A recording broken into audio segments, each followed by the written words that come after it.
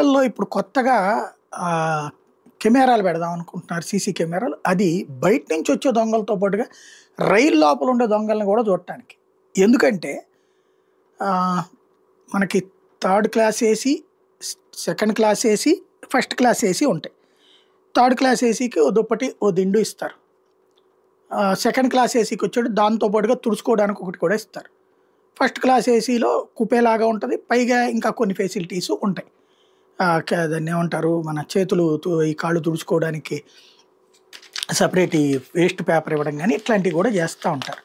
అయితే ఇక్కడ తర్వాత అలాంటి వాటిట్లలో ఈ హ్యాండ్ కర్చీఫ్ లాంటివి ఇస్తారు.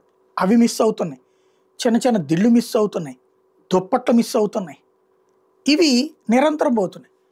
ఇక్కడ ఏమవుతుంది, ఒక్కొక్క కుపేకి ఒక మనిషిని పెడతారు. ఇది అవన్నీ డిస్ట్రిబ్యూట్ చేయడానికి.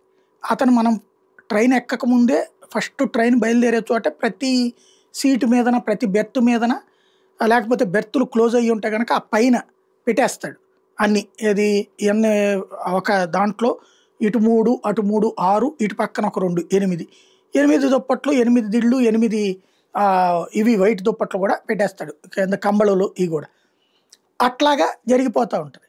ఆ తర్వాత తీసేటప్పుడు వచ్చేటప్పటికి ఎవరి స్టేషన్ దగ్గర వాళ్ళు దిగిపోతారు. దిగిపోయినప్పుడు అవి తీసుకుని మళ్ళీ పక్కన పెట్టడానికి మళ్ళీ ఇంకోళ్ళు ఎక్కుతారు కదా. మళ్ళీ చివరిలో తీసేది లాస్ట్ దిగిన చోట. ఈలోపుగా మధ్యలో దిగే వాళ్ళు ఎత్తుకుపోతున్నారు, లేదా చివరిలో దిగే వాళ్ళు కూడా ఎత్తుకుపోతున్నారు. అట్లని చెప్పి ప్రయాణికుల మీద కంప్లైంట్ చేస్తే ఒప్పుకోరు. వీళ్ళే దగ్గర చూసుకోవాలి. ఒక్కడే ఎన్నని చూసుకుంటాడు. ఇట్లాగా ప్రతి ఏడాది కూడా 20 to 30% చోరీకి గురవుతున్నాయట. ఏది ఈ హైయెస్ట్ టికెట్ రేట్లు పెట్టిన సెకండ్ క్లాస్, ఫస్ట్ క్లాస్ లాంటి చోట్ల.